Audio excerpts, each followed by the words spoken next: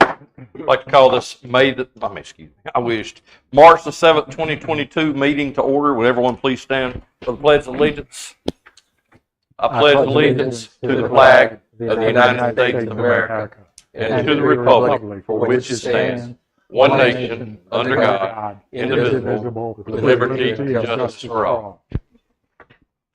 Again, we'd like to welcome everyone out. Does any member of council have a conflict of interest or the appearance of a conflict of interest with regards to any item on the agenda? If so, please state it this time. Mr. Borman? No. Mr. Nern? No. Mr. Corbett? No. Mr. Phillips? Nope. Mr. Hargreaves? No. All right. Moving on. Amendment and approval of the draft agenda. Does any member of council have anything? Yes, I'd like to include something. Go ahead, Tom. Would like to include consideration for the combining of the 21st and 22nd budget meetings into a single day on the 21st, rather than two half-day meetings. Have a single day meeting on the 21st. Does any member of council have any questions or any comments on that? No. Is that fit everybody's schedule? Is it good with the staff? Yes, sir. Thank you. Second. All right. No more discussion?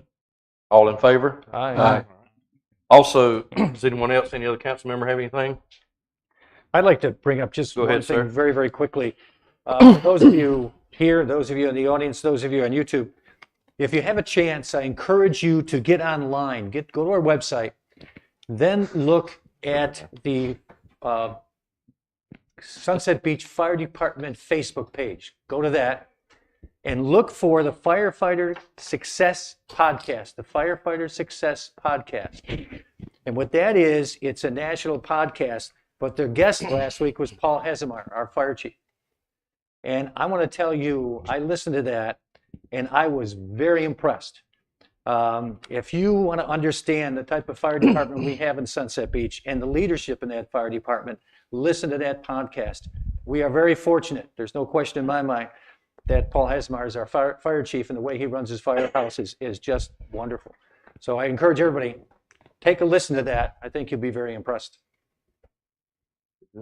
Thank you. Council discussion. Also, guys, the meeting next Tuesday, which will be the 15th meeting, we have a special meeting that night, but also that morning meeting. The only thing that is on the agenda for that meeting is the department heads, two department head things. So we're asking about canceling that meeting, moving that, and also for future consideration, canceling all Tuesday morning meetings, unless we have things come up, and then we would go out and call a special meeting. But the way our agenda right now, I mean, it may change. It could change at any time. But right now, we've got it pretty much tied down. It's not strung out like it has been in the past. So instead of wasting time, some people might not agree with that, but I do, wasting the staff's time in preparing for something that we can all put on one night, that I think that would be something that we definitely need to consider for the future. But in regards to that, I look at hoping that y'all will put canceling Monday or Tuesday morning's meeting down as number 4 on the new business. That would move dispositions of directives to 5, which would knock the only thing that we have down right now for the March 15 minutes. That would knock that off directives. So we will address directives tonight to see if there's anything for the future. But the number 3 will be the budget. If we need to bring it back in, we can. If not, then the 4 would be this. So it's something for y'all to consider. What's y'all's consideration on that?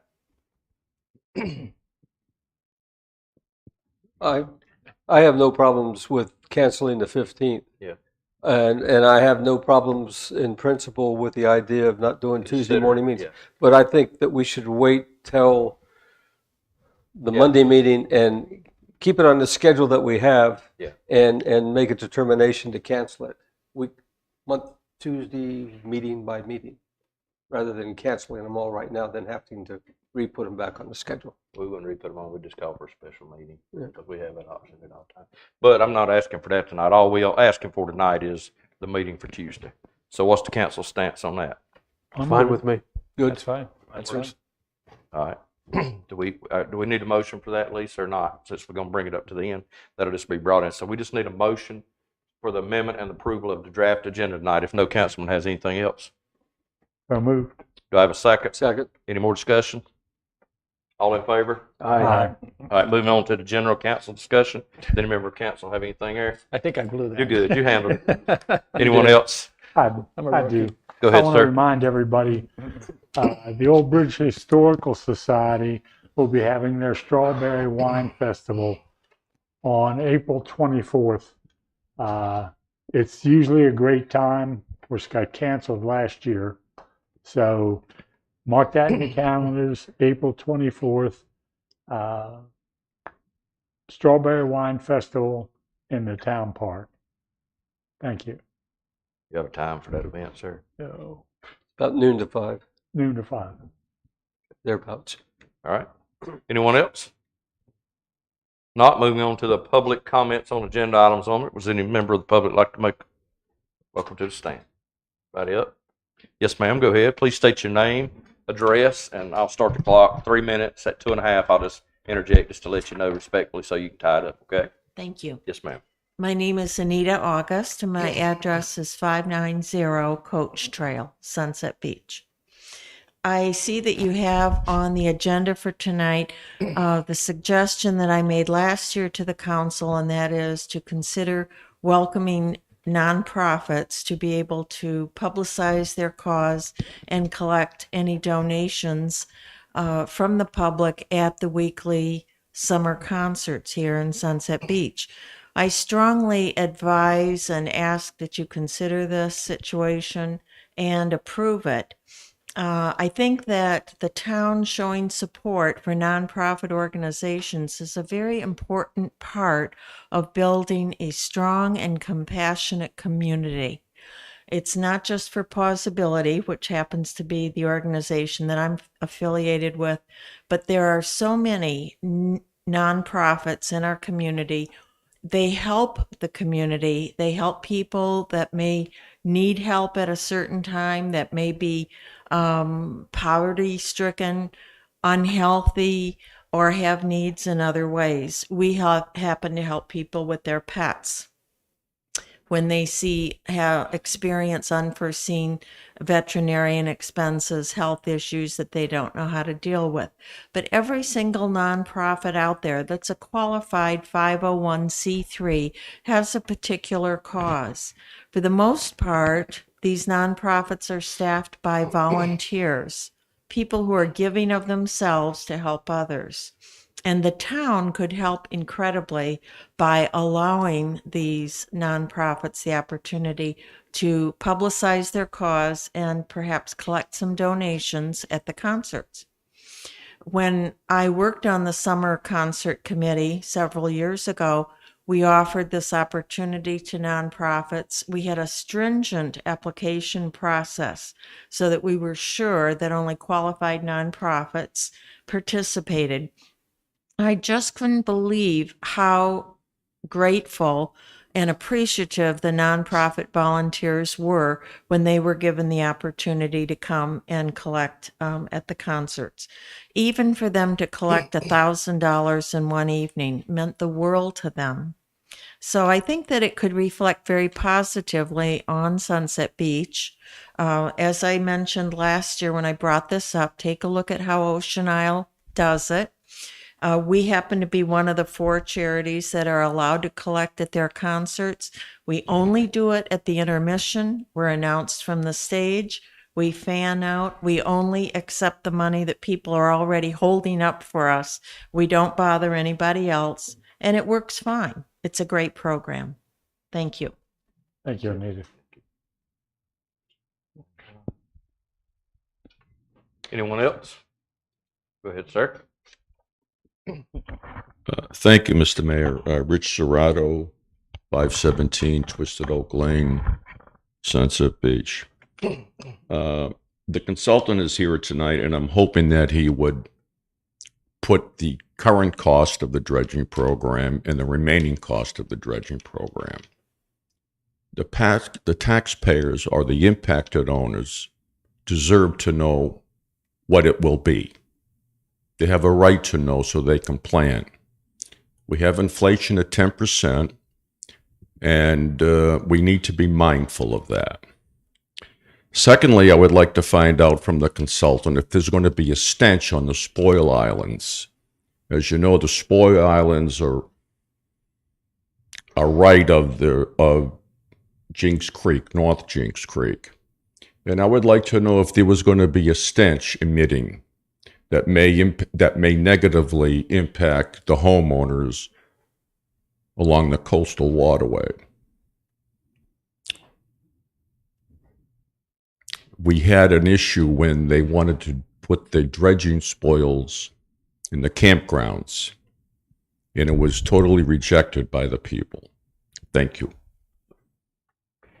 Anyone else? All right. Thank you. Moving on. Next up is the consent agenda. The February the 7th, 2022 regular meeting minutes and the February 25th, 2022 second regular meeting minutes.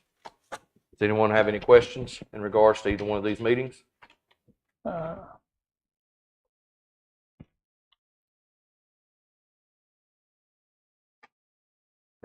you got something?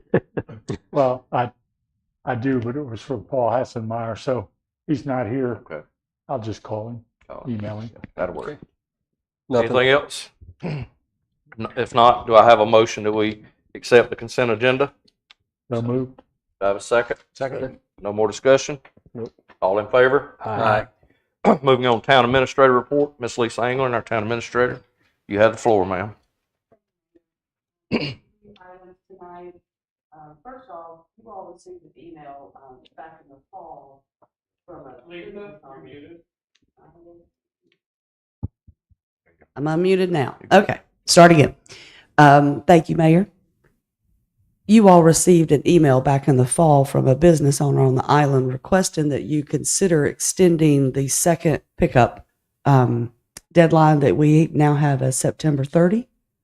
And GFL has contacted Tara today to find out if you all do want to do that extension or not. So I need a consensus for you to tell me if you want to go out another month or two or however many you want to go out. What do you recommend? We were How much will it cost? I don't know off the top of my head. It's the second pickup. It's paid for through the accommodations tax. The on the island, you know, especially through the pandemic, the occupancy it continued to be very high for much longer in the season. It no longer ends at the end of September. Right. And trash cans sitting out there for being full for longer periods of time is problematic for the sanitation and for the atmosphere. And it's hard for us to judge because, you know, the rental season really never went away yet. We had checked, I want to say in September, to see what the occupancy was going to be for the next month. And I mean, through October, everybody was pretty full, I think. So at least the second week in October. The accommodation tax, you all see, has been up every single month, which means there's more people here than there was. So the accommodation tax can handle it. The second pickup comes out of the accommodation tax. From my perspective, just knowing how the season never really ended, I mean, I'm fine going ahead with this. So we'll go with this 1 month for now, and if For in we need October? to address it, then we can address it again and extend it. It's where I Yeah, still. 1 minute should be long enough, because if gas don't go down, we ain't gonna have it summer, so you ain't gonna have to worry about no trash. Anybody else? Okay, so Tara will Yeah. let them know that we're going to extend out to October 31st. Okay. Tara is also meeting with the department heads this week in advance of your first budget meeting, in which they will make their presentations to you all individually. The individual department head person will make their presentations to you all as a whole.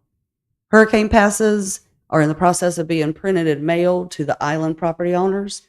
And this is only for improved property. Vacant property owners on the island do not get passes. We've finally received the CAMA permit for the Living Shoreline project in the park, and this will be an early fall project since we're too close to summer now. The ERC committee is planning an Earth and Arbor Day event for April 22nd in the town park from 10 to 2, and there'll be more information forthcoming for that event. The 40th Street walkway conversion is nearing completion, and the repair work for 1516 walkway has already begun, and the contractor is on track to be finished with all 4 walkways by Memorial Day. And lastly, the rain garden for the parking lot area will be installed on April 21st. We were lucky enough to find Mitch Woodward with North Carolina State University and Amy Mead with the New Hanover County Extension Office.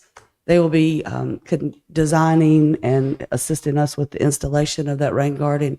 They will also do a workshop for homeowners and professional landscapers prior to the installation, and are offering the service that if anybody wants to become certified in rain gardens, or if you're a professional landscaper and want that certification, you will be able to get that on that day. There's a fee of $200. And once they get us scheduled on the NC State schedule, there'll be a website for you all to go to and pay the fee and fill out the application. And I will put that information on the website as soon as it's up and ready for people to be able to go there and sign up. And that's all I got. Does Got any anyone questions? have any questions, Ms. Angler? No questions. No, thanks. Thank you. Thanks. Thank you.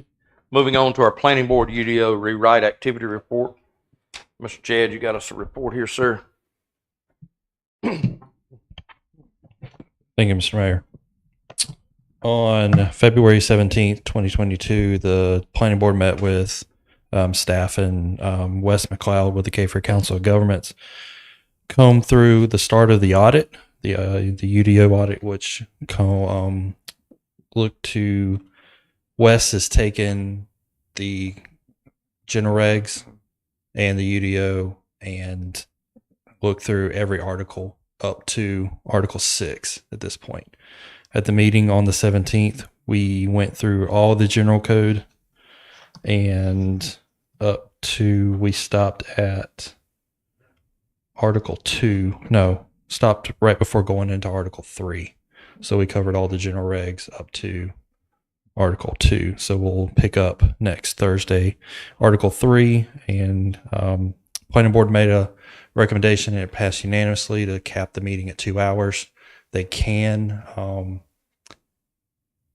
move it an extra hour or so. They'll take a revote, see if they want to do that. They're making good progress. At this point, that's kind of really all I have. We're not looking at text amendments. We're not looking at text changes at this time. We're just looking at what is in the general regs and UDO as it currently sits, and making and seeing making suggestions and making comments on what needs to be changed going forward. And I will also say that Dustin was a part of that meeting as well when it comes to the general regs, and especially Chapter 98, which we're looking to bring into the UDO, working well along with Dustin to make sure those changes are good with him. Are really going to be the big bulk part of that. So the next meeting is next Thursday at 9 a.m. The other thing I want to, is there any questions on that? Because I do have another question that I wanted to ask y'all. Currently, sorry if there's any questions on this. No. All right. So currently right now, we had agreed to give you a monthly report at this meeting every month, which is the closest council meeting after the UDO audit rewrite meeting that is scheduled on the second Thursday of every month. As the consistent agenda with staff progress reports come up, would you be okay with moving all the planning stuff to that second meeting, or would you still want the UDO report done at the first meeting of every month?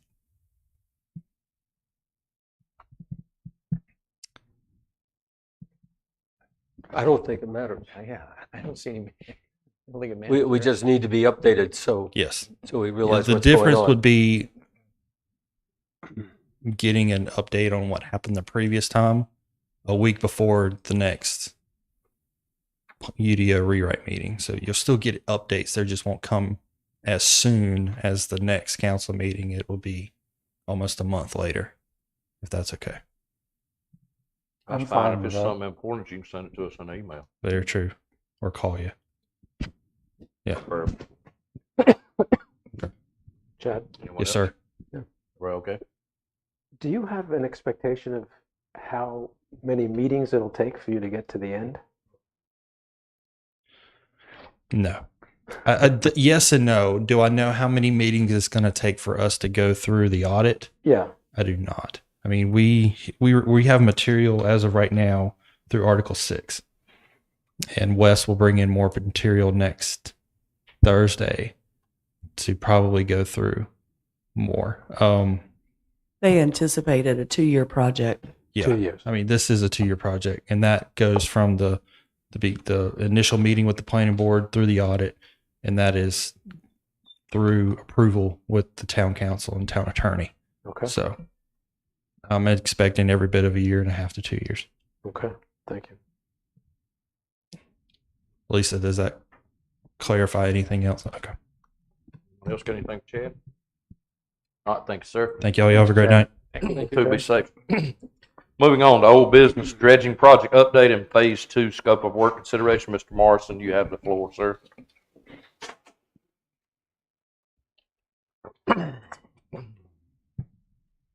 Thank you, Mr. Mayor, council members, for inviting us back. So what I'd like to do today is just briefly update the council on the current dredging project, also the Bay Area realignment and permit modification, and then give a kind of a brief outline and cost on the scope and fee for Moffett Nickel for the follow-on project for next year's dredging project. And then give you a schedule and open the floor up to comments and questions if you'd like. So last I presented to the council here was February 7th, and we were shut down at that point due to an agency stop and work. We were able to get back to work on February 10th, and the contractor advanced with really good production and little downtime from that point to the end of the project. In order to get back to work, we had to slightly narrow up the channel in some places. We had permitted originally a 100-foot channel, and we had to narrow it up to around 90 feet, but we still ended up on the overall project taking out basically the advertised or contracted quantity. We advertised for 49,300 cubic yards, and the contractor ended up taking approximately 49,000 cubic yards out. That's updated from, I got updated numbers from what's in this slide presentation. So then the contractor did complete to the end of the project, the north end of the project, which is Station 51, on March 3rd.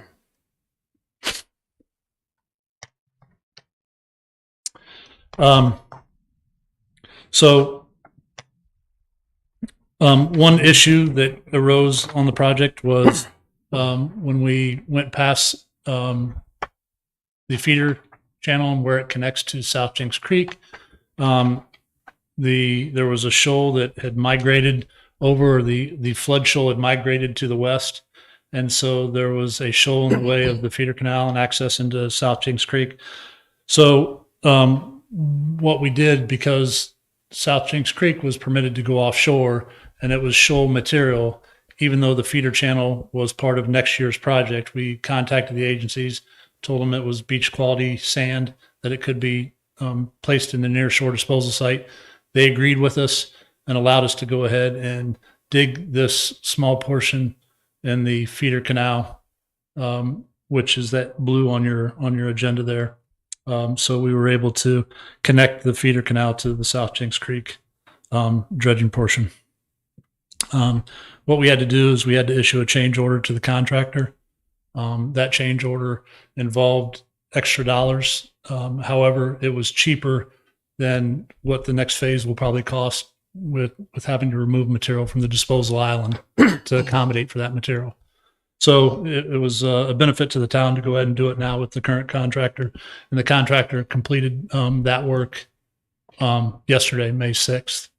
So the overall project was slightly over budget, just to a couple of small change orders. This being one, which is really in advance on next year's project.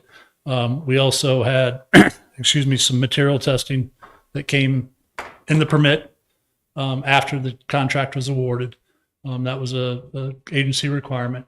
And then we also have an outstanding standby time for the contractor during this downtime that we may probably negotiate with them. But even with that being said, we're less than $40,000 over budget. So the overall contract is going to be somewhere between $1,590,000 and $1,610,000 is what should the overall first phase project for the dredging contract alone.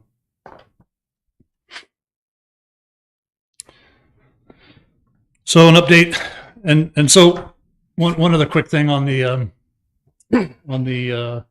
first contract. Contractor's equipment is still out there.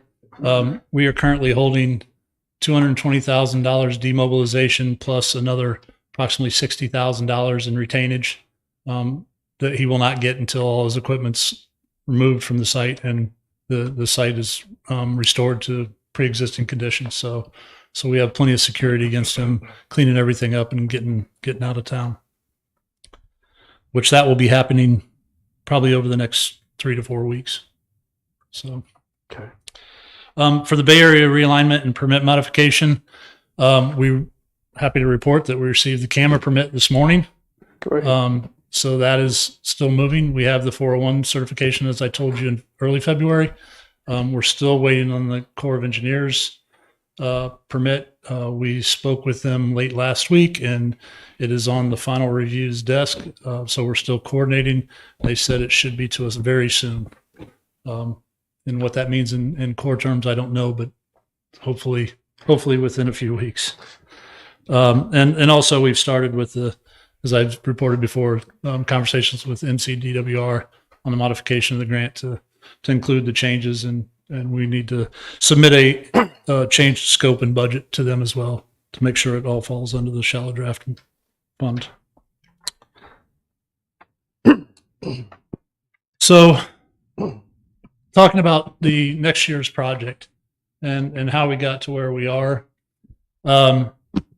We originally designed the project to be a mechanical dredging project and put it out for bid last fall, and we received one bid for the project, and it was the bid was for $7.23 million. We spoke with the town, got permission to negotiate with the contractor. We're unable to negotiate the contractor below $6.5 million, which was still well above the town's budget, and so we ended up canceling the contract. So what we did is we had presented last February 7th, presented a path forward to now convert the contract over to a hydraulic dredging contract with disposal at one of the Army Corps of Engineers disposal islands, or I'll say the town's disposal island, but with easements for the Corps of Engineers. What this will involve is it'll require new plans and specifications for separate contracts. It's our recommendation to divide this up into 2 contracts instead of just paying a dredging contractor and having to put a fee on a disposal island contractor for removal of the material off the project. We think we can manage and administer the contract cheaper than what you'll end up paying a dredging contractor. So then we submitted to the council a scope and fee on February 16th. And I want to go through that a little bit here tonight, which includes the 2 contracts, which is the removal of the dry dirt from the Corps of Engineers disposal island, and also the dredging, changing the plans and specs and putting on the dredging project as a hydraulic dredge with disposal island disposal. Based on the schedule I had provided you on February 7th as well, I put a new schedule on the back side of this agenda as well, which is updated slightly to show where we are if the council approves the Moffett Nichols scope and fees move forward. Just as a note, the bifurcation permit modification that I showed you on the slide before, that was submitted on August 19th. So we're 6+ months in already. So the next modification is going to be a major modification as well. So on this current schedule, I basically showed the 3-month schedule that we should anticipate, but added another 3 months, just show we can still make it if we end up with this 6+ month major modification approval period.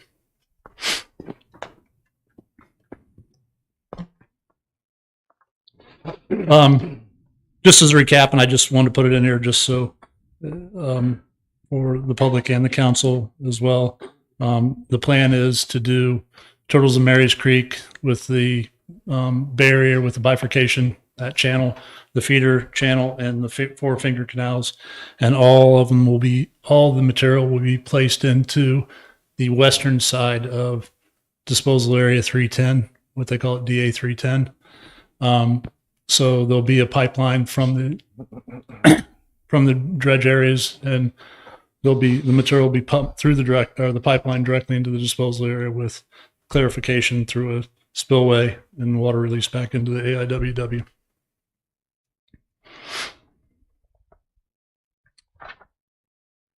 So And the area that's going to be dry material removed, is that going to be on the eastern side of the island? Or yes, what? so the plan is in order, and you'll see on the schedule, there is a overlap between the material removal and the dredging. And I showed that in the sense that we've had conversations with the Corps, and on this slide you can see there is a natural, I say a natural dike, a man-made dike in the middle of DA 310, which separates it from east and west half. So we've spoken with the Corps and gotten verbal approval, so to speak, that we can place the material in the west half as we're taking material out of the east half if we're not able to get all the material out prior to the start of dredging. So thus not delaying the start of dredging if we're not finished with the removal. So yes. Thank you. So to the Moffett-Nichol scope and fees, I sent you, as I said, I sent the scope letter to the town on February 16th, and it lays out in detail what the scope is and the fees are. But just as a high level recap of this, there's project coordination, and each one of these are kind of broken out into the dredge and disposal island if there is 2 items on it. And if there's not, then it's just a single item. But if both of them are included, I've broken it out. But project coordination, which the dredge is $18,787, and the disposal island is $35,632. It includes the town council meetings, agency coordination, the consent agreement for both the removal and placement of material, and any grant revision support that the town needs to revise the grant to pay for the changes that we're going to make. Next is a topographic LiDAR survey of the USAC disposal island. It's 19626. We will contract geodynamics to perform this LiDAR survey of the disposal area. This is needed immediately for 2 reasons. Once there's growth on the island, the LiDAR won't be able to accurately survey the dirt floor, so to speak. So we need that quickly. And secondly, it is part of the consent agreement with the Corps of Engineers. And the initial package of the consent agreement asking for approval to use the island, to remove material from the island, has to have this survey. When can that be done then? I mean, once you say go, if you approve, I would say within a week or 2. Taking a LiDAR survey for that size will only take about a day. Your mic's muted. If I'm not mistaken, a LiDAR survey of that area is only a day or 2. It's not a long-term event. Correct. It's probably a day or 2 to collect the data, but then the processing takes maybe a couple weeks. I was just saying, Yes. for the overall event of Oh, yes, with correct. it needing to be accomplished for the Corps, it's not going to be a month-long process or anything. It's No. a quick deal. Correct. Correct. Sam, Yes. go. Well, okay. We'll wait till that officially comes. But the next thing is the sediment sampling. Again, we'll subcontract this out to Catlin Engineering. It was in your scope and fee package. It's $16,306, and it's another thing that is required for prior to the placement. It's not for the removal of the consent agreement for removal, but it's prior to placement of the material. They have to do sediment samples and chemical analysis on the samples to make sure they're acceptable to go into the disposal island.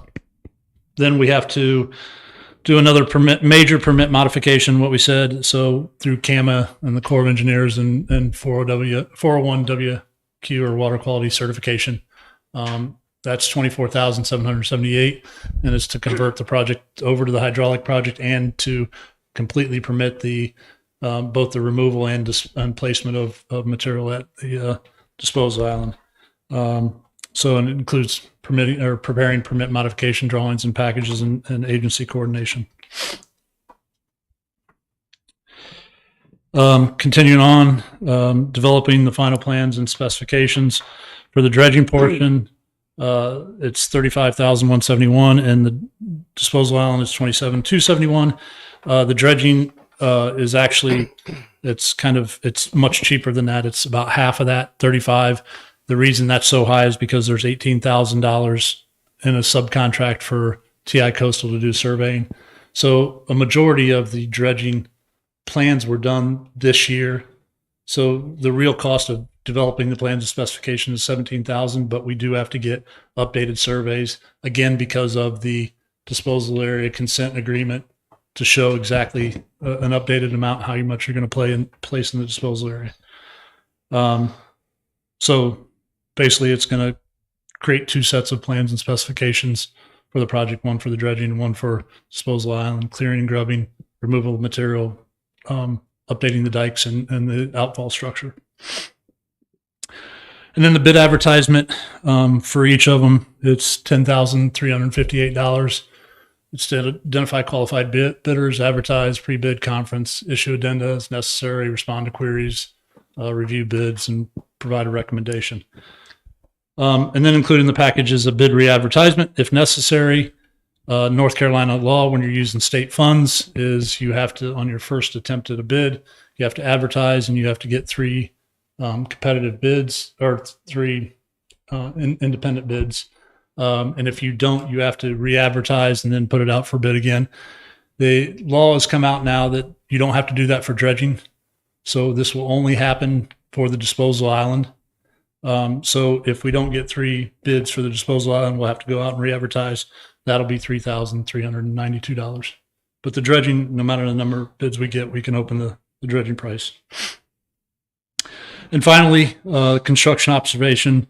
For the dredging, it's $81,920. For the disposal island, $70,892. And it's to administer the contract, daily coordination with the town, contractors, pre-con meeting, et cetera.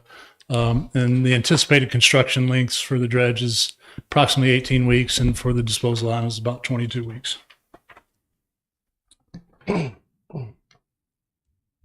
So next is just a summary of all those numbers.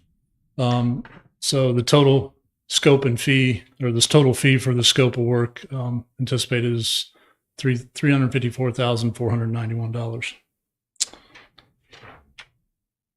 And then finally, as last year or last week or month, excuse me, too small to read, but I attached a larger schedule to your package there for you to be able to see what I envision the schedule being. So obviously time is of the essence.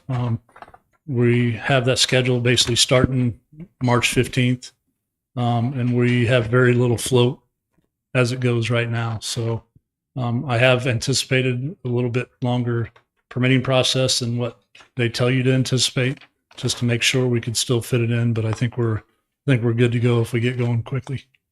And is that what this lighter blue?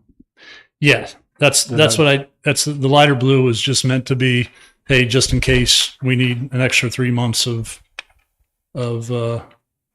permit time. It still works that we'll have the permits right towards the end of the bidding, like a week or two before the bidding. So we need the permits. We'd really like to have we could bid like we did last year without the permits, but we'd really like to have the permits in hand when the prices come in so the contractors know exactly what they're bidding on and what restrictions they might have. So you've been in conversations closely with the Corps of Engineers, CAMA, DEQ, the other various agencies. In this complicated plan that you've laid out there, do you see any objections that they're going to raise? It sounds like you've done a conscientious effort to make sure we've met all the requirements or will meet the requirements in the appropriate timelines. Yes, we've had, I'll call it, not official scoping meetings with them, but we've had numerous conversations with all three agencies on the line at the same time about what the plan moving forward is. And nobody seems to have an objection to it. I mean, for the most part, I think they've felt like the hardest part was, permitting the dredging itself. The disposal should be a little bit simpler, but there are some nuances around DA 310 that we have to coordinate and deal with on access and there may be impacts to where we do create access to the island that we may have to mitigate for things. So there are some nuances, but yeah, no objections that we've heard to date. And we've included the town, Lisa and Dustin, often in these calls, so everybody's hearing the same thing. Sam, Go ahead, John. Nowhere in this is any mention of the term tipping fees, which at the beginning of this project was an item that whenever we dump the spoils someplace, there was a fee. Yes. So I can provide the town. I mean, part of our program is to do an engineer's estimate. Yeah. I can provide the town a rough order of magnitude to help you in the decision-making process. That does include, I will say, what happens in this process is we anticipate about 49.7, I believe it is, or 50,000 cubic yards coming out of all the channels that we're going to be dredging. The Corps requires you to remove. They started out at 150%. We've got them down to 120%.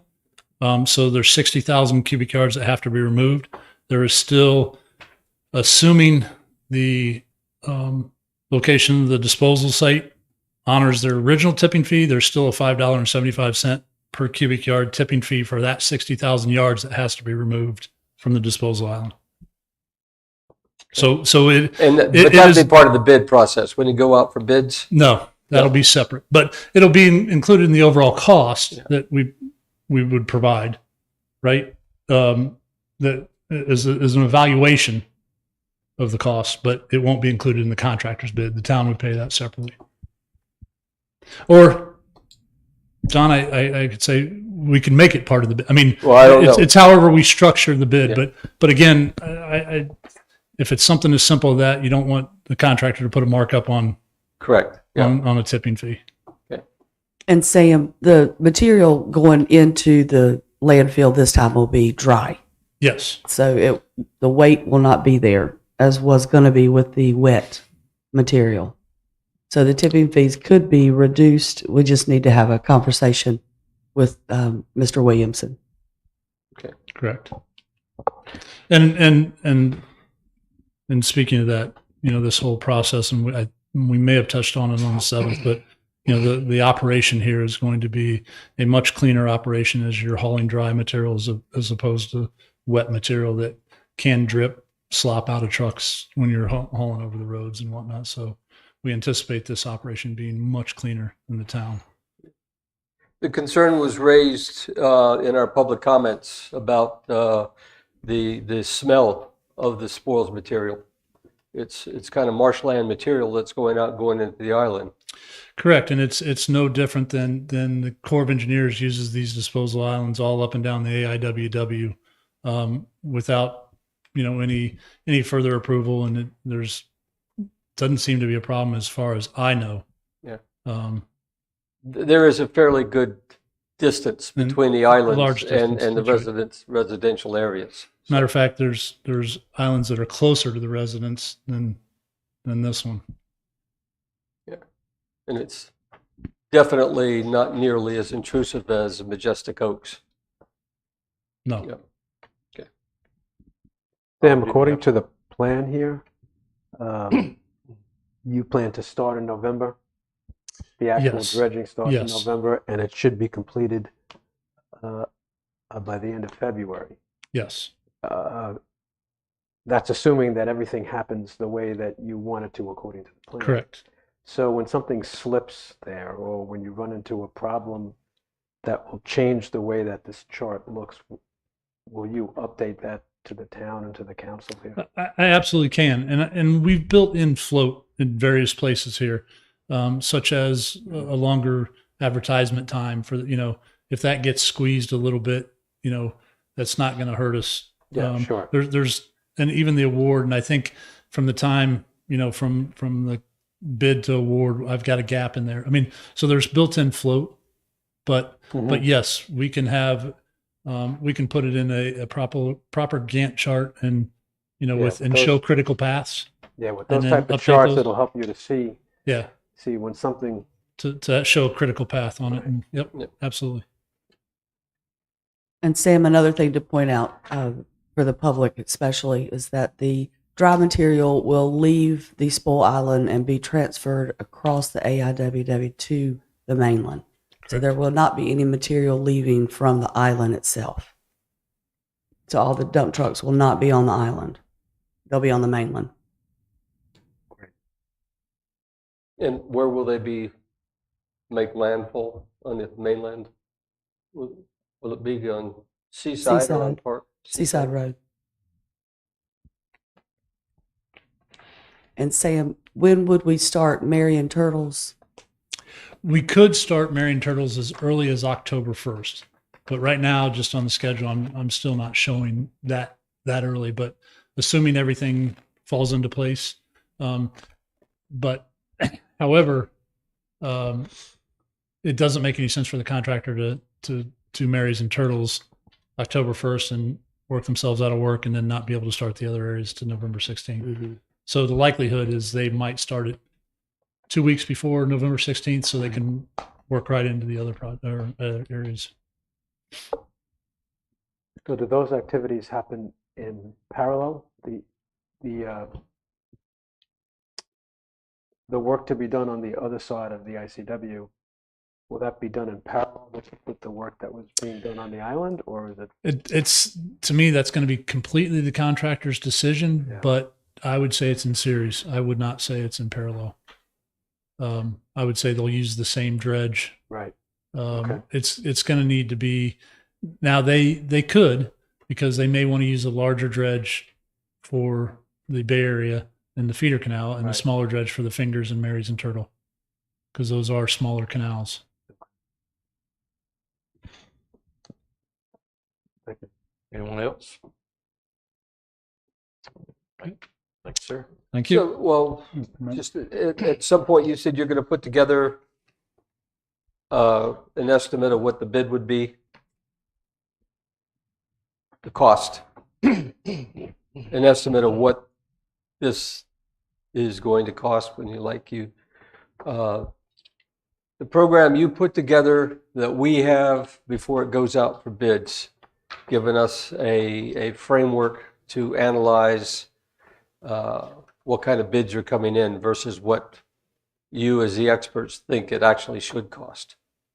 Is that clear? Yes. So to me here, it's a two-step process. It's a rough order of magnitude to move forward with the project in general. right? And then as part of our scope, we would provide, as part of the procurement services, we would provide an engineer's estimate, and that's what you're referring to, Yeah. is a professional opinion of a cost that we should be comparing to when we receive bids. Does that get made public? I mean, I I wouldn't think you'd want that here- out there before they go out for bids. This is my professional opinion, is I would not make that public because it is information that the contractors can use. It can go both ways, good and bad. Yeah. If it's much lower, it may, scare people away that might otherwise bid it. Or if it's much higher, somebody that was going to do the job cheaper says, oh, the town has X dollars. We're going to increase our price. So I would not make that public prior to the bid. What you could do is for satisfaction of yourselves and the public is publish a range, that would be a low and a high range, and we could provide that. But going down to the specific of the question, we're not going to be able to walk away anytime soon until and inform all the affected property owners that this is what we estimate it's going to cost. We won't have that for a while. Until bids come in and we say yes or no. Is that correct? I would only announce it at the bid opening. Correct.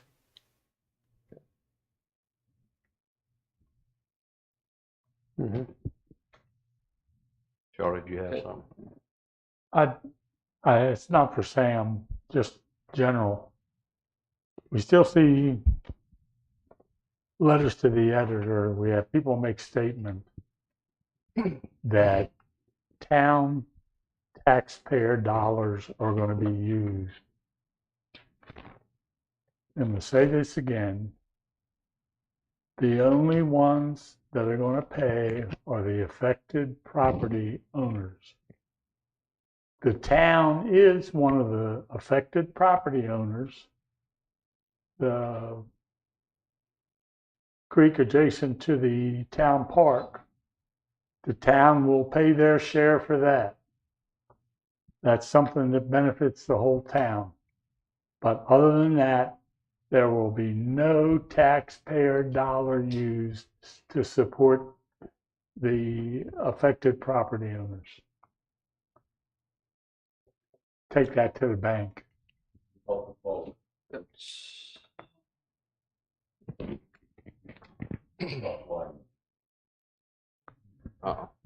Mr. Strada keeps this up. I want him removed from the meeting. He just violates the rules like he wants to. No comment. Let's answer this. We approved buying a boat, right, Lisa? Okay, and that boat will be used by DPW for some of the work that they're doing. It's also going to be used by police department and fire department. Mm-hmm. My recollection is both police and fire have expressed interest in the past to having some type of a boat to help them in their duties. Yes, sir. Okay. So it's multi-use. It is paid for by the town, but it will be used to transport DPW to and from the island. Correct. Okay. It's not just for dredging. It is for police department and fire department and public works. All right. Anything else? Thank you, Sam. Thank you very much. Yes, sir. Thank you, Sam. Moving on to the nonprofit organizations concert series discussion. Mr. Phillips, this is your. Okay, so when this came up, I believed across the council we had support for this. I'm going to try to figure out a way to do this. So at this point, you essentially have three options. We can do nothing and just have the concerts the way it is. Second option, which is probably a little less murky and things like that, would be to just increase our general grants for nonprofits during the budgeting process. That's another option as well. So we wouldn't have to deal with it at the concerts itself. The third option would be that out of the council, we'd find 2 volunteers to basically form a committee that would then review the applications. And I think Ocean Isle has a good application here for their process. So if that be the case, you'd have the 2 council members would review the 501c3s, make sure they're legit, all that sort of fun thing. The council members then would make a selection of which ones that they feel would be objectively fit those qualifications. Then those two members of the committee could bring this before council for approval at that point. Would be one way to streamline it. So that way it keeps town staff from having to get involved in it and then making decisions which nonprofits would be acceptable or not. And some of the things would be that the money has to be spent in Sunset Beach, things of that nature. So those are basically kind of three options. Once you get down that road, if we were decided to go the committee route and review and select which 501c3s would be appropriate, then we could hash out, the workings of when are they announced? Can they actually go in the crowd, or do they just stay at the table, that's set up off to the side or something like that with a tent or something like that? But before you get into those weeds, I just want to kind of get a feel for the council as far as, which way we think we might want to go.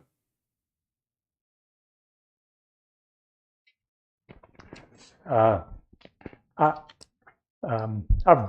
read over this Ocean Isle Beach application, or whatever you want to call it, and there's some points I think are a little stringent, but it's a good plan. The part that bothers me is they only allow nonprofits that have direct relation connection to Ocean Isle Beach. And some of our nonprofits go beyond Sunset Beach.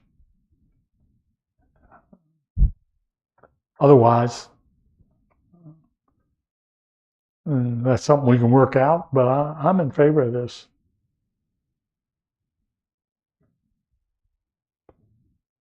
So do any other council members have a thought process they'd be willing to go forward with this, or? Yeah. My concern, and it goes back from just the years I'm here, the one complaint that I hear from people is the process of going through the audience to collect the money. I think a process where we have a tent or a table set up, so and we can announce that what the charity is for the evening, is better than going through.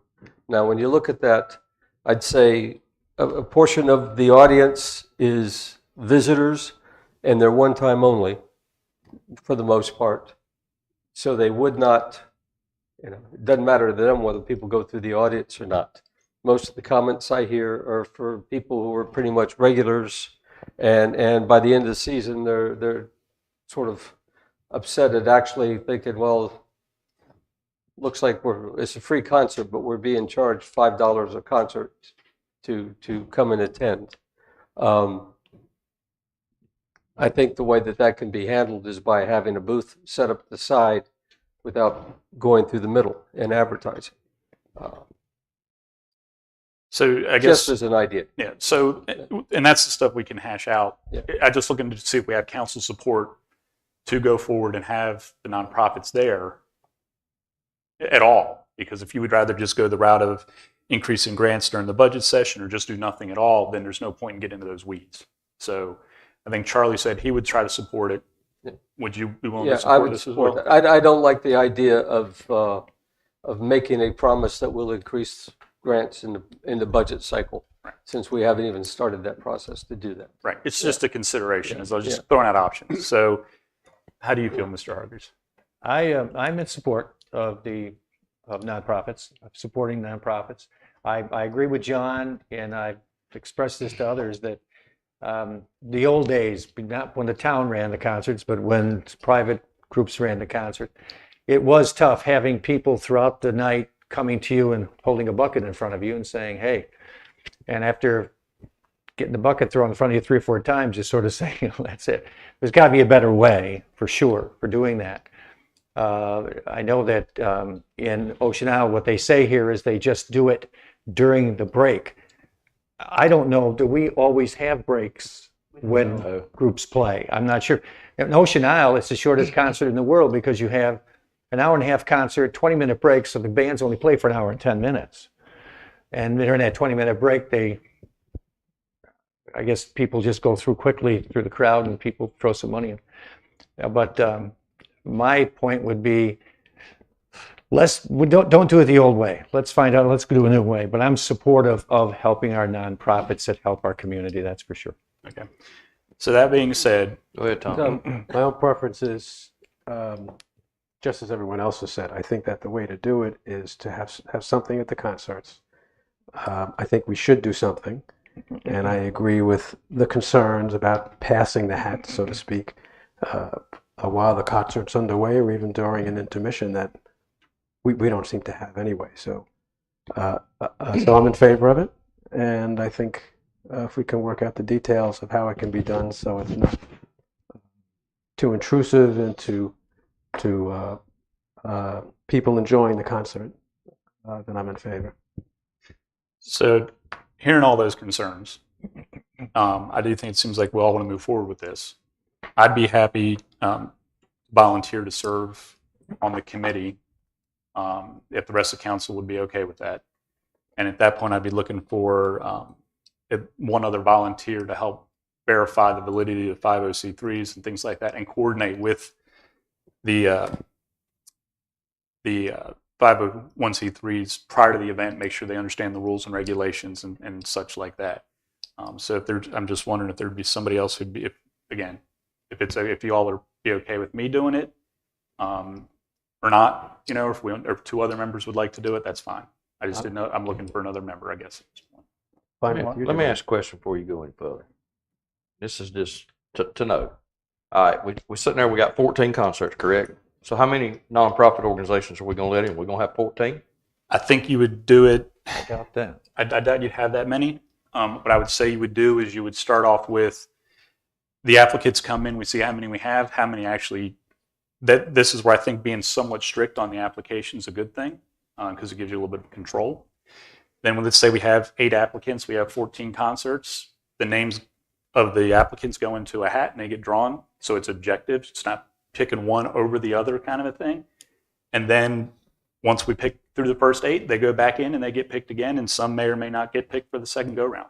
I think it's just a way to do it without literally having to pick which ones are winners or losers or gets 2 concerts. Pretty much answered my second question, which was how are you going to choose who you're going to choose?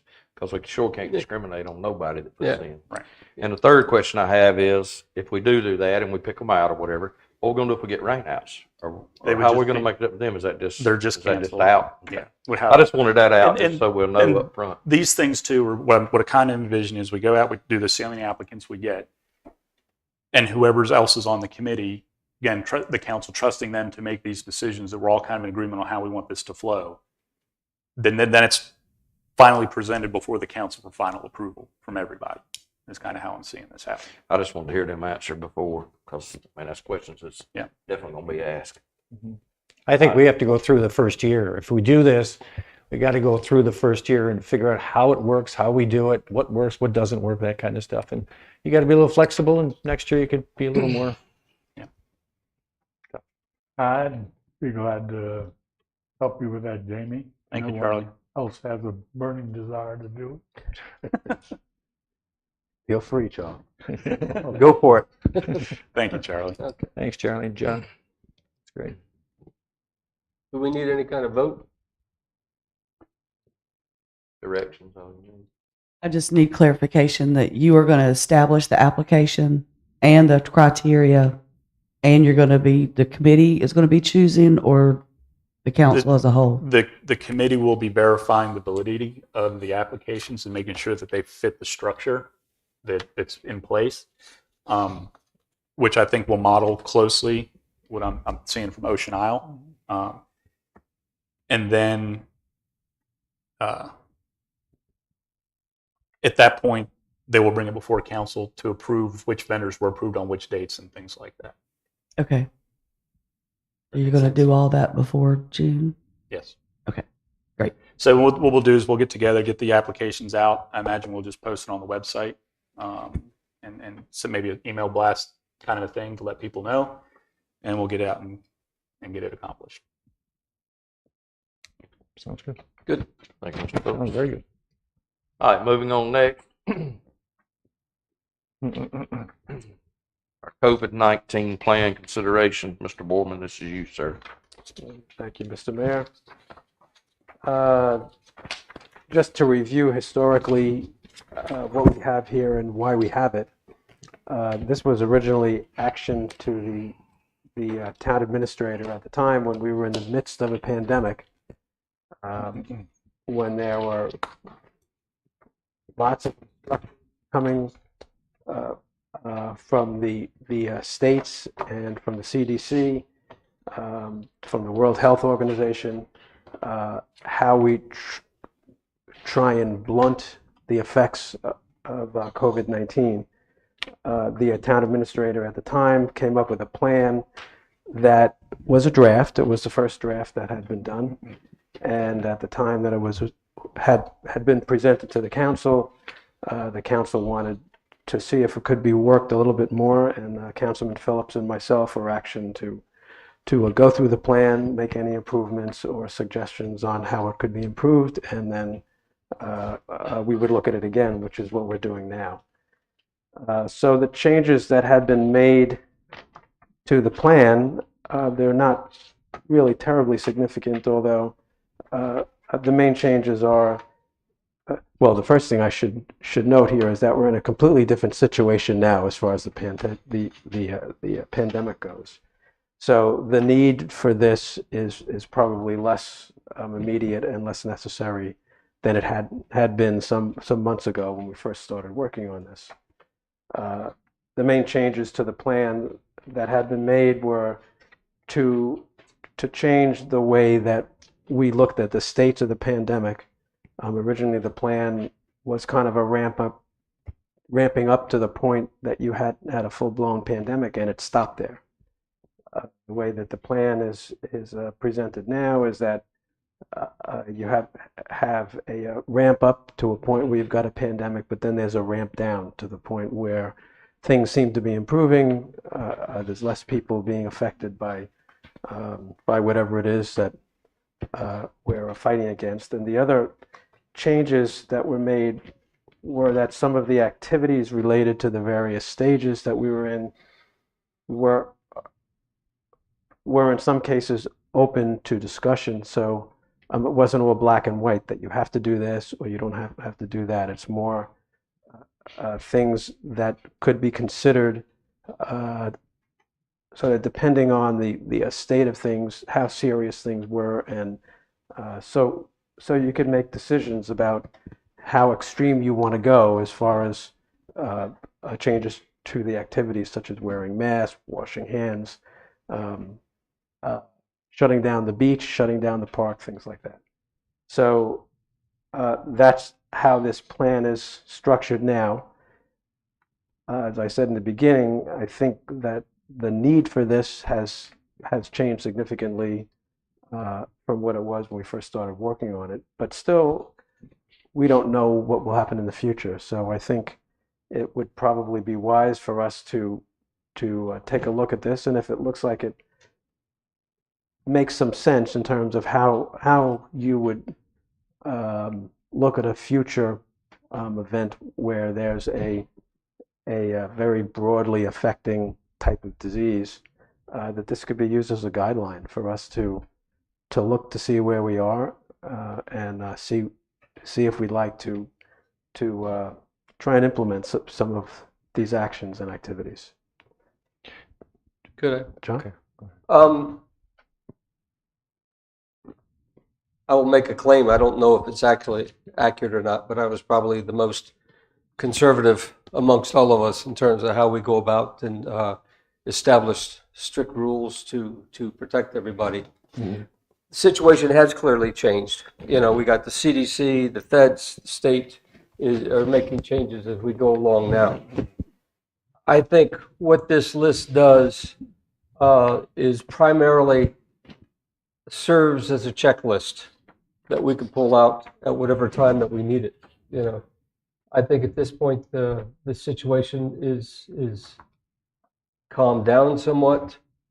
If it gets bad, the council can get together based on what is coming from all the higher organizations. Yeah. Have a special meeting and meet and decide whether we need to take some action or not. So other than accepting this as a very comprehensive and detailed checklist, I'm not sure that we need to do anything else at this point in time. I agree. Other than, I guess I would say, just encourage everybody to still go out and get their vaccinations. But we keep it on file. Keep as- it on yeah. file, and it's when we are now just using hospitalization. We've gone from 5,000 in a hospital in North Carolina in January to now we've got just over 1,100 in North Carolina. You know, it's gone way down. Yeah. And the situation is changing. The key thing that's coming out from CDC yesterday was that the rate of people dying from COVID is 41 times higher for those who have not been vaccinated than those who are vaccinated, if I'm saying that correctly. The point being, we're at a much stabler situation. We've got, in the state, 66% of our population has gotten at least one of their vaccinations. 63% of over 65 have their vaccinations. And when you get to the age over 65, and excuse me if there's anybody in this room, and there are several that are not at that rate, but most of us in this community, a great majority of us in this community, are over 65, and we're above a 90% vaccination rate. Mhm. So we are doing pretty good. We're pretty well protected. I think we just use this as a checklist in case the situation gets worse. Yes, my thoughts is when this all fell apart 2 years ago, we didn't have anything to go with. Yeah. I mean, we were all making it up as we went. And so versus this strictly being a COVID plan, I think it's just a good plan. Mhm. It's not something in my mind to follow immediately, you know, verbatim. I think it's something that's between the mayor and the town administrator and council at the time. If we ever, heaven forbid, have another one of these, that it's something that's a guideline that people can go with ideas on where you can start with the process versus just having to figure it out from scratch. So I think it's just good to have in the quiver for, you know, if something ever like this happens again. Yep. Agree. Well, it's certainly good to have this on file, but I'm trying to think of something we did besides what the governor ordered in his mandates. And right off the top of my head, I can't think of anything, but hoping there's not a next time. But if there is one, I think we'd be prepared. Tom, quick question here now. As we look at this chart, and you've got the gold and the gray and the white, how do you read this? You know, I understand all the writing and it makes all the sense in the world. So the darkened squares Yes. were more about, this is a type of thing that you should do. The ones that are yellow or orange, whatever you want to call it, those are things that should be considered, but you don't necessarily Okay. say that that's something that you would have to do. So those are due. And the white is Don't do anything. not yet. Okay. Okay. Sorry, I thought that was in here. Now, Explained. I couldn't, it wasn't. I understood all the writing and all, and it Okay. makes a lot of sense and for the future. And I agree with everybody else. It's something to have on hand, something to go to, something to discuss if need be again, and hope it won't need be again. That's all. That's for sure. So I'd like to make a motion that we keep this list on file as a checklist in case we have a future emergency that we can pull it back out. Second. Second. Any discussion? All in favor? Aye. Moving on next, the financial projections for the fire fees. Lisa, you gonna handle this or Terry gonna handle it? Yeah, but this was a group effort from all the department heads, building inspection and fire department. And this came about when you all were discussing the beach patrol review in December. Chief Hasselmeyer at that point requested the permission to add 3 additional firemen. And you all agreed, but you did ask at that time for the fire fee projections where we were standing.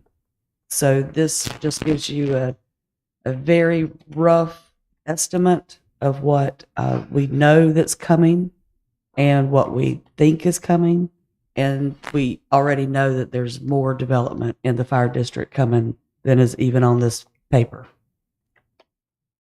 So you were looking at between $150,000 and $200,000 is what he was anticipating these 3 additionals costing. And we're estimating the fire fees for coming in for inside town limits, our ETJ area, and then outside of town or the ETJ, but is still within the fire district. We're projecting about $246,000. Do we have a better idea what cost of one fireman is for the fireman, the benefits, salary benefits, the cost to us, plus, I guess, the set of equipment that goes with them? We could get you that. We don't have it prepared tonight. I would think if we're anticipating 246,000, it's probably not much more than 80,000 a fireman. So the 3 firemen are probably covered. The 3 firemen increase is probably covered by the increase in fire fees due to the increased population. Right. And the 3 were hired, and they actually started last Thursday. So they're on the ground. Good. All right. Okay. No further discussion on that. Next up be our new business, consideration of the island parking study. Mr. Hargraves, you want to talk about this? Yes, I would. And I'm in partnership here with Charlie Nern. So Charlie, you can pop in anytime you want to, or let me. What I've sort of prepared is an introduction to parking in the beach again. We go back to set the stage for this anyway. Go back to when Charlie and John and I ran for office. Very soon in the campaign, we realized that a lot of people were talking to us about looking again at parking at the beach. I can't tell you the reaction of Charlie and John. It wasn't good, but they said, "Oh no, not again." But it was something that came out loud and clear to us. In the beginning of our campaign, we created cards. And on those cards, we put the major issues that we felt that were going to take place during this campaign. And I had my own card, they had their card. And neither one of us put parking in the beach as something that would be a major issue, could be a major issue moving forward. You got to remember now, there was a parking study done in the past 2 years. Now, some people will say it wasn't really a parking study or was a parking study. I don't want to get into any of that. But there was an introduction to a parking study anyway, and Jamie and Tom were involved in that. And the council took no action during that parking study. So during the fall campaign, the 3 of us spent a lot of time. One way, meet and greets, for example, where people would invite us into their homes, invite neighbors in, and talk about issues. And we would handle that by simply going in and talking about ourselves very briefly and just asking for questions. At the same time, we moved around town talking to a lot of people regarding the issues they felt were important to Sunset Beach. Very soon in the campaign, we began to hear numerous concerns regarding parking at the beach. These concerns continued throughout the campaign, and it became very apparent to us, whether we liked it or not, that this was a major issue in the minds of many of our citizens. The input that we received could be broken up really into 4 parts. Number 1, people kept telling us about increased population. Obviously, with the number of people in Sunset Beach, in the surrounding area, the number of homes being built, development taking place, and the projections you've heard about the development taking place, more people are going to want to use our beach, no question about that. They asked us how will we accommodate the increased numbers of people that want to go to the beach. There was a second group that we talked to. These were citizens on the mainland, who pay property taxes and in Sunset Beach, and continually emphasized to us the need to have some advantage when trying to park on the island. They were continually vying with what they called the day trippers, people who were not taxpayers of Sunset Beach but wanted to come to our island. And when it came to parking, they were vying with them for parking places. These taxpayers want some kind of an advantage over day trippers. Some examples that we received from them were, if you're going to do parking meters, let us be free. If you're going to do parking in a lot, let us be free. If you're going to do a separate lot for taxpayers, let that be free. So that the taxpayers would have an advantage from what they've paid in taxes. And the third group was the citizens on the island themselves. And this surprised me, because I'd spent a lot of time talking to people there, especially in those citizens who lived close to the ocean, who lived on Main Street, who lived on that area closest to the ocean. Some complained the cars were parking on their lawns, blocking their driveways, parking rules were not being enforced, and overall confusion regarding parking on the island and on Main Street especially. And you may say this, and I said it to them, this is a law enforcement issue.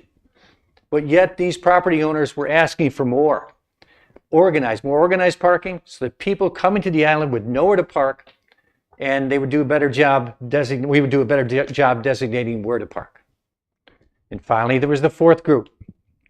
In this group, and we heard from citizens who said there is really plenty of parking on the island, and as long as people were willing to take a walk for a distance, walk for a while, and get to the beach. Examples of this that I heard was the fish streets, for example.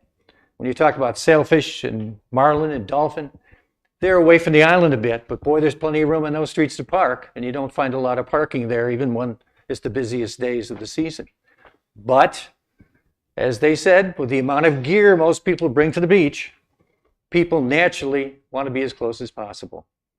This is simply human nature. People want to be close when they've got a lot of stuff to bring to the beach.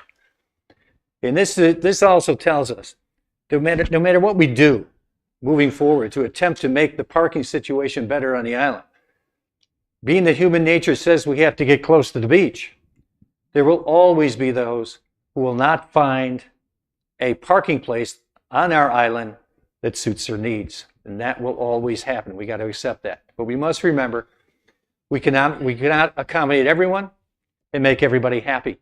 There is only so much room on our island. Now, that's the background a little bit of what we heard. And heard it loud and clear by a lot of people.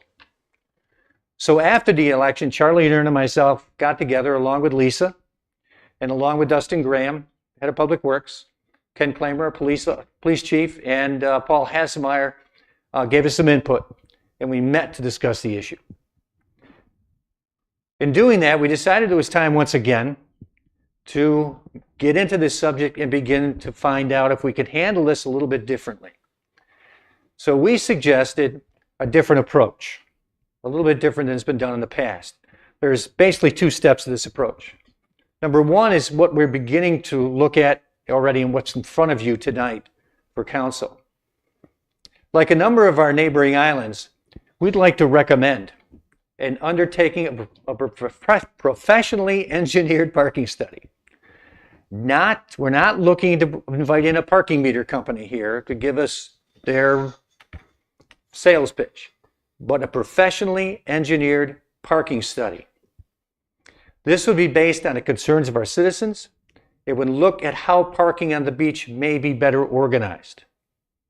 The study would review state parking regulations, as it says here, the piece of paper that you received tonight, and town ordinances for other parking streets. Main Street is owned by the state. Also, the engineering firm would inspect each of the streets on the island for parking. The goal of this study would be to determine a safer, more efficient parking design for the island. Tonight, we're asking council to take the first step, and it's a small step, by asking the council to direct town staff to develop a request for proposals.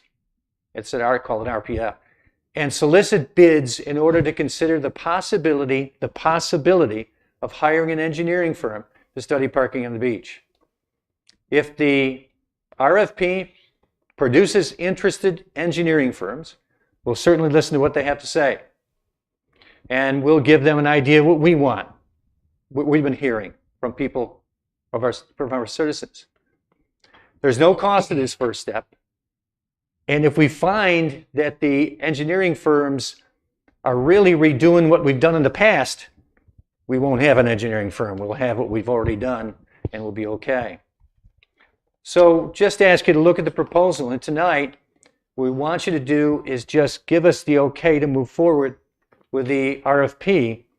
So we're beginning to get some interest from engineers and hopefully sit down and talk to them and then come back with you if what they say to us makes an awful lot of sense and something we think that we should do.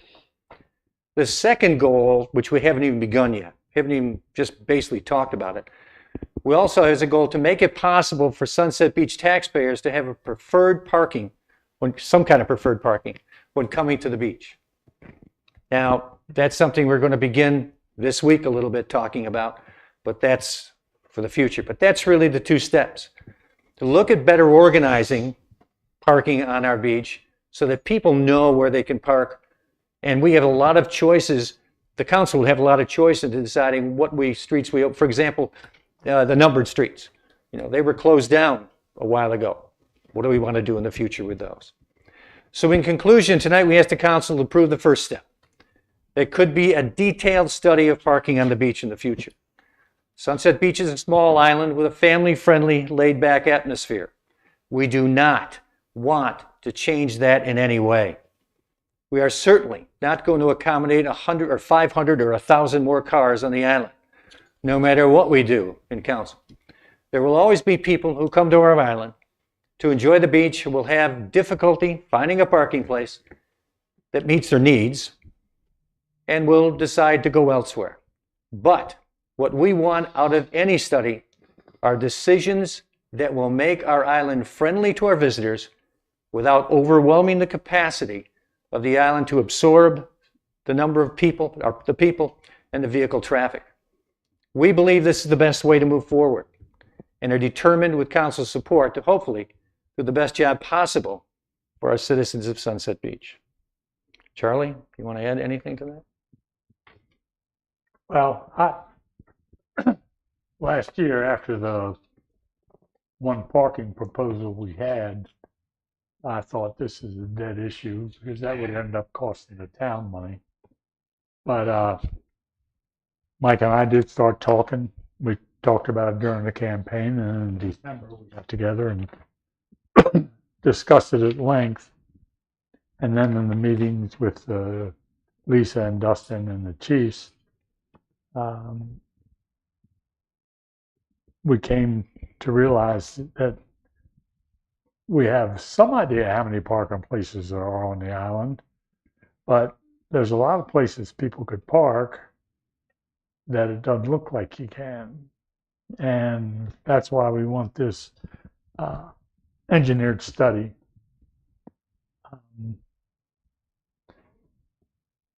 There are all kinds of ideas floating around. We'll have to go into that in detail after we have the study, if we have it. And there's one thing for certain. No matter what we do, there will not be enough parking places for everybody that lives in the town that wants to go to the beach on a certain day. We can't make land. So there's been talk in the past about buying an oceanfront or a second row lot and turning that into a parking lot. It would probably handle, if I remember what Dustin said, 60 cars. And so the cost of the land is very expensive. Then you'd have to get a major camera permit, which takes time and money.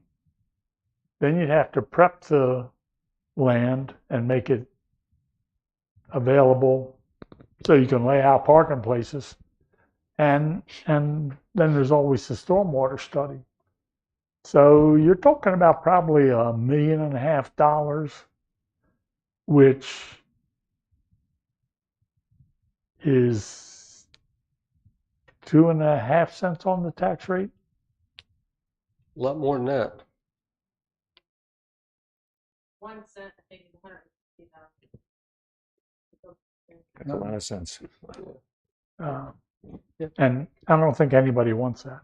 So we're going to try this and see what comes of it. Go ahead, guys. This was an issue when I was running.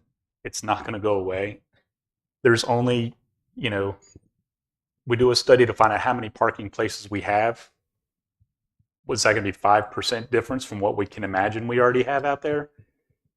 To me, parking is a non-starter. It is what it is. And if you increase the parking out there, you're going to increase the traffic, you're going to increase safety issues, things of that nature. So it is what it is.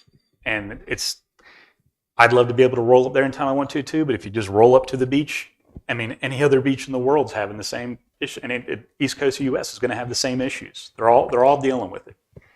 And I think what's going to happen is if you increase it and turn the side streets back into parking and things like that, you're going to have citizens there that are complaining there's too many people and stuff like, so this is a no-win situation.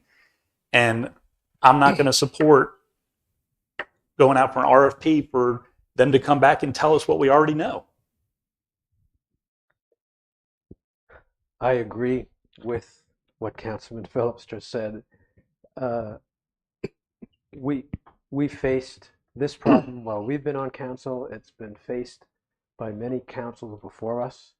And the only thing that I can see that's worth supporting would be to figure out a way for the residents and the taxpayers to have some sort of a guaranteed space, if you want to call it that, some way that they can enjoy the beach that they pay taxes for.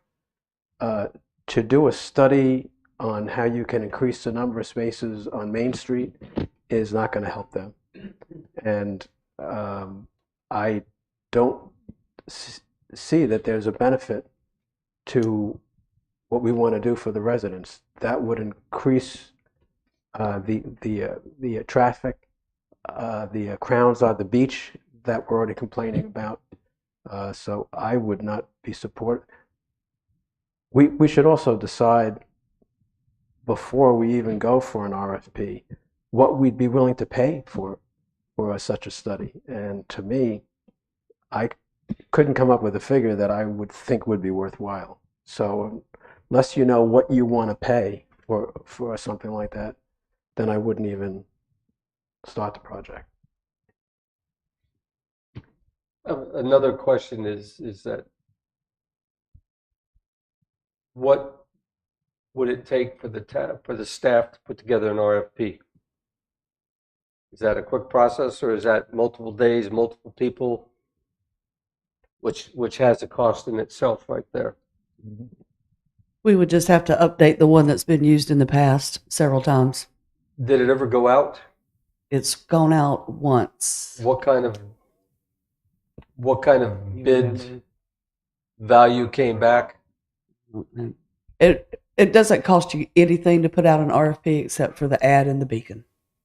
It'll go online, and they will come, and those RFPs will come back to you all.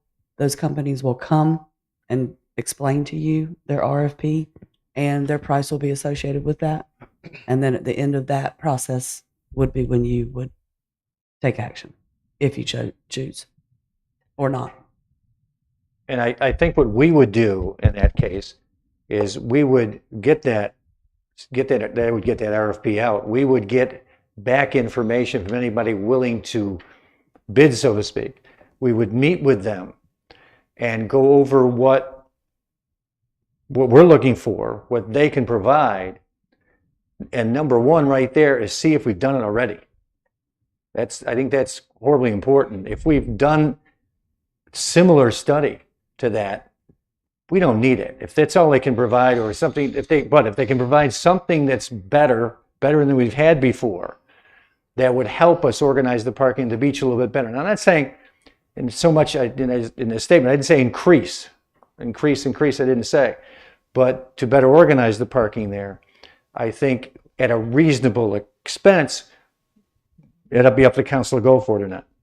But right now, we're just asking, we're interested in sitting down with a couple of these people and saying, well, what can you do for us? Here's what we need, and see if it all comes together and see if it's a possibility that would help us in the future. We would decide, and then come back to you with our reasoning there. That's when you could say it's going to cost $10,000 or something like that, too much money. We've done it before. What would you tell them that you need? I think what we'd go through is some of the things we talked about here. We'd go through what we're looking for as far as organization of parking on the beach. We got to start out by saying we're not looking to get 500 or 1,000 more spots on the beach. It's not going to happen, never going to happen. You want to go over there and take them over the beach, show them around, show them the streets, realize that Main Street is controlled by the state, the rest are controlled by ordinances of Sunset Beach. And there's always been questions, and maybe we have the answers here, I'm not sure. There's always been questions about that parking on Main Street.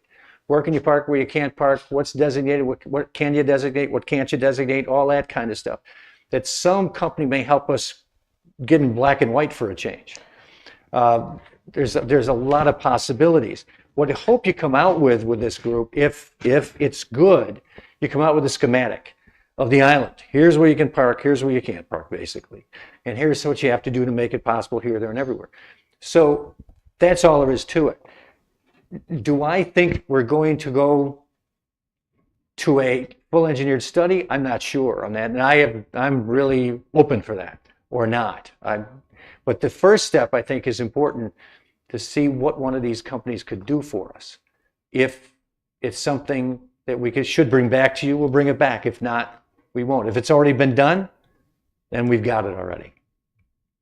But I don't think, from what I look back in these parking studies, what I saw over and over again was the people that the committees have turned to have been these parking meter companies. And they're trying to sell you something, obviously. And they're trying to make money. And I wouldn't want that. I would want a professional engineer that has done this before, a company has done this before, or whoever. Maybe they're around, maybe they're not. There are islands around us now. Holden Beach is doing a study. Surfside is doing a study. Oak Island has done a study. And Lisa's been getting the companies that have been doing those studies. Are they parking meter companies? Or are they really engineering firms that can really give you an idea of parking on the beach? So that's all we're asking for. And it's up to you to go forward or not, that's for sure. But that's what we're asking for now. A first step, a small step to see where we go from here, basically, that costs no money. Well, one thing Mike and I didn't mention was the idea how much is going to cost. Well, we don't want to put up thousands and thousands of dollars in it. And to tell you, Jamie said just now what pretty much we all said last year. It is what it is. But listen to all these people during our campaign, and then Mike and I were talking, and we go to Lisa, what can we do? I think we could at least request the RFPs, and if the cost of it's too high, we just say no. I think the issue that maybe Tom and I have too is you have to identify where the issue lies to these people that you're getting the RFP from. Mm-hmm. If half of our constituency thinks that there's not a parking problem, the other half thinks that there is, you're coming from two polar ends of it, and how are you going to ask these companies to do this? And I think, frankly, realistically, to John's point, by the time the staff puts the effort into doing this, I don't have an appetite for much of it. If they come back at $10,000, I'm probably not going to have the appetite for that. Mm-hmm. And that's just where I'm at with this. I do agree that, from like Tom mentioned, that the focus should be on trying to figure out what we could do to potentially alleviate it for our citizens somehow. Mm-hmm. Is a greater thing to me than just figuring out how many spots we truly have on the island. Mm-hmm. Well, that raises a question that I forget what the answer is, but I think we've asked Grady a couple of times. what are the parameters that we have in terms of being able to designate specific areas for Sunset Beach residents only? And then come up with a cost system for that. You have to define what is a resident. Is it the taxpayer, or is it somebody who has a mailing address in Sunset Beach that goes into it? I would be curious as to what we could get out of an RFP. What you're going to get is you're going to get an option of one-way roads, which means that everybody who lives on a numbered street is going to be highly antagonized by having all of these cars and visitors in there. You're going to get a recommendation to enforce all your codes, the size of the driveways, where your mailboxes are, where your newspaper boxes are, and stuff like that. And so we're going to have a major issue of not just enforcing parking, but enforcing the definition of where you can park. I really don't think we're leaning towards doing eminent domain to clear out blocks of areas sufficient to do a lot of parking, whether it's paid parking or not. And currently, based on the past studies and recommendations that they had, is if anybody's going to do in meters, they have to be clearly delineated parking spaces that people can see. And when that was brought before the town 3, 4, 5 years ago, whatever it was, it's only those spaces right off Sunset Boulevard and the gazebo that you could put meters in. And for that to be cost effective, the meters would have to be completely full all during the season. If you just took the 101 days from Memorial Day to Labor Day, and then you had to turn over 3 times during the course of the day at max rate to come close to breaking even for the town. Otherwise, it's just the cost of the town. So with that question, is what else are you going to get out of a parking study? Well, Having said that, I don't mind having an RFP if somebody's dumb enough to put in the time to make the proposal to us, because it takes a company a lot of time, money, and effort to put together an RFP. Yeah. Or to submit one. To submit one, yeah. And they may not be hired when it comes right down to it. Yeah. Well, I don't want this to sound mean-spirited, but I really don't care about the people from Calabash or from other areas if they have a parking place on the beach. The beach is public. They can come here. And as far as I'm concerned, they're welcome here. But they can't expect us to provide them with a parking place. So my main concern here is our town residents, mainly the mainland residents, who want to come to the beach and can't find a parking place. Whatever the decision is, we'll live with it. But we did want to give it another shot. But how will mapping out the parking spaces on Main Street, for example, how will that ensure the residents a parking spot? Well, we can't set aside parking just for town residents. Well, that's what John just said. That's my question. And I think, didn't we it. get that guidance from, my understanding is we cannot legally use our public money and public funds to create a parking lot and then only let town residents use it. Is that correct? That's correct. That And is correct. it's basically because we accept federal and state funds. It's not just property taxes that support the town. The town is actually supported more so by the federal and the state shared monies that we receive instead of the property taxes themselves.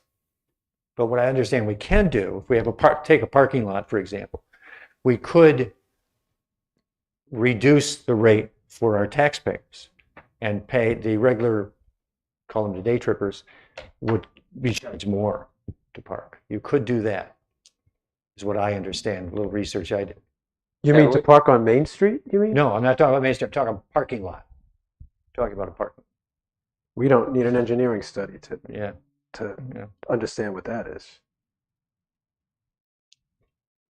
Mhm. I don't see it. And the past parking studies, as they called them, that have been done by the town since I've been here, were paid parking driven. They weren't specifically Yeah. looking at the island as a whole to determine where feasible parking could be. They were geared toward paid parking and a company coming in to execute that. Yeah, we had the presentation. And they only yeah, looked yeah. at the streetscape area and the gazebo because that's truly all that we can control at that time. So there's never, to my knowledge, Dustin, correct me if I'm wrong, there's never been a true island study for the feasibility of where parking is on the island. But again, to what end? Exactly. Allergies. Well, Jamie's right. There'll be a lot of people unhappy. If you made the streets one way and parked on one side, there's still only so many spaces. Like John said, the mailboxes and newspaper boxes would have to come into compliance. And driveways. The driveway size would have to come into compliance. And that's going to make a lot of people unhappy. There really is no way to satisfy everybody. So now that we've kicked this around, Yes. And around and around. can we make a decision on whether or not we want to go ahead with the RFP or not? I say no. I think, let me say this, if the consensus is we don't go forward with it, that's so be it. We can dig a little deeper back in the past, but what Lisa said is what I found. There wasn't any real, all these studies that have been done in the past are all dealing with parking meter companies. You know, there's not been a real, here's a schematic of your island with here's where parking is possible, available, here's the rules and regulations, for example, Main Street from the state, in just one specific document that we could use forever. But I understand. So if we could back off that and we could go with work more and begin working on doing something under the law with helping our taxpayers and parking at the beach. And we could certainly go with that, and we could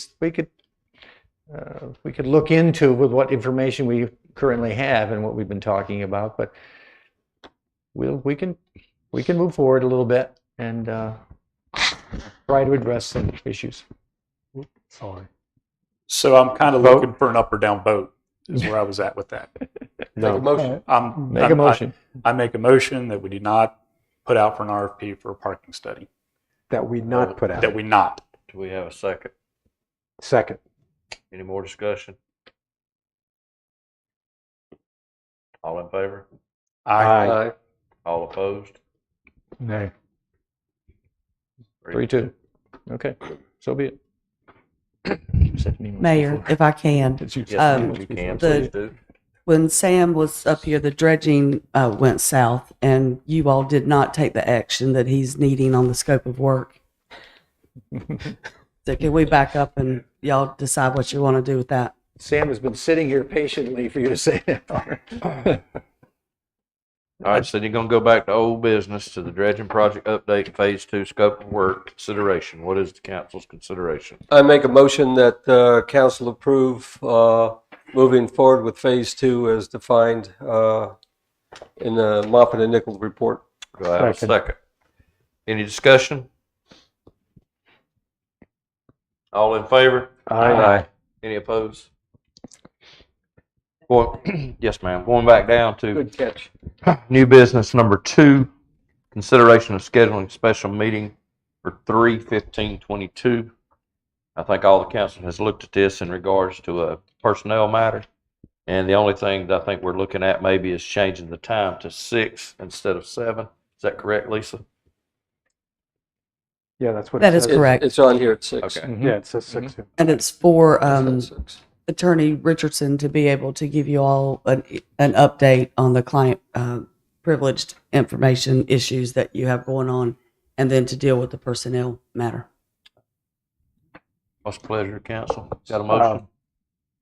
Lisa, you did mention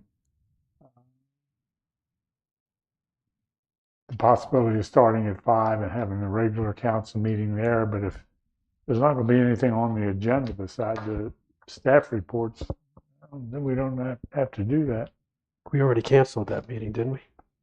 We put it on here too. I mean, It's on the agenda for you all to discuss, Yeah. but if you want to discuss it now, Oh, because last month you all moved the department reports to the second meeting of the month so that you would have more up-to-date information from your department heads instead of a month or so behind. Mhm. We can put those back on the first meeting, and that would allow us to cancel the second meeting unless it was needed. Just knowing that they'll still give you the most accurate, but it might not be a solid month. It might, depending on when the packets go out. So we could do that at 5 o'clock and then Well, the closed meeting at 6. Is that what we're saying? Well, you really Well- need to determine if you're going to cancel those Tuesday meetings at all. Because if you are, then that's going to move the department head reports back to the Monday night meeting. For the 15th meeting, the only agenda item I have at this moment is the department head reports.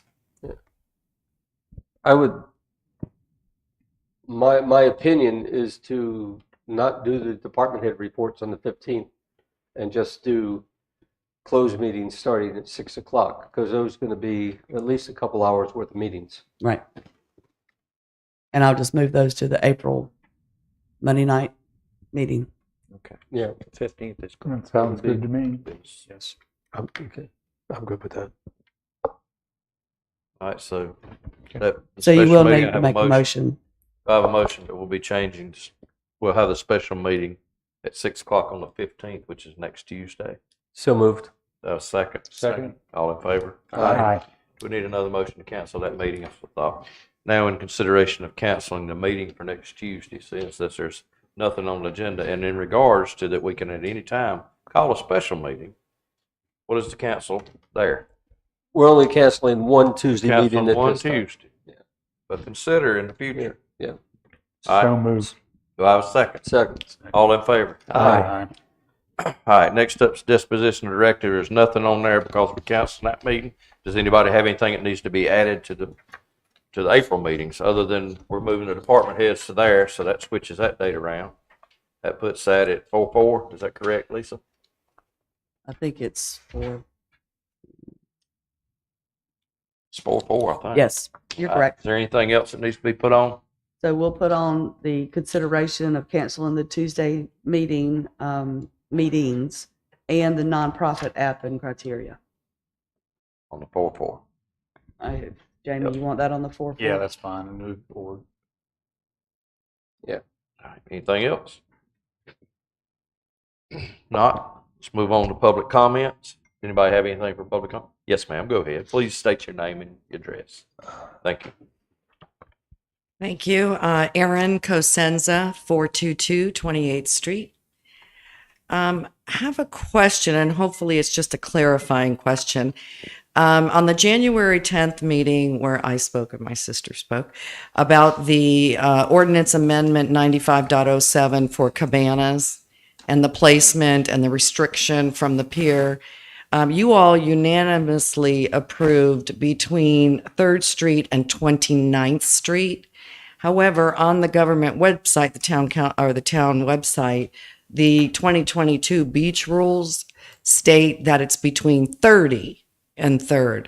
So this is causing confusion, and we had a whole Facebook thing going last night about it. So the question is, was that a typo? And if not, then when did it get changed to 30? It's a typo. Okay. I'll get that corrected first thing in the morning. Perfect. That's it. Thank you. Thank you. Thank you. Anyone else? You want to speak? Go ahead. Tracy Jones, 418 29th Street. What was his name again, please? Tracy Jones. Tracy. Okay. Just a quick, I just want to say kudos to whoever decided to put the plywood on the walkways to keep the dune sands from not filling in on the walkways. That is a great idea, and I just want to say thanks. Thank you. Thank you, ma'am. Thank you. Anyone have anything else? Anybody in council got anything else? Not, do I have a motion to adjourn? So moved. Do I have a second? Second. Please. No discussion? All in favor? Aye. Thank you.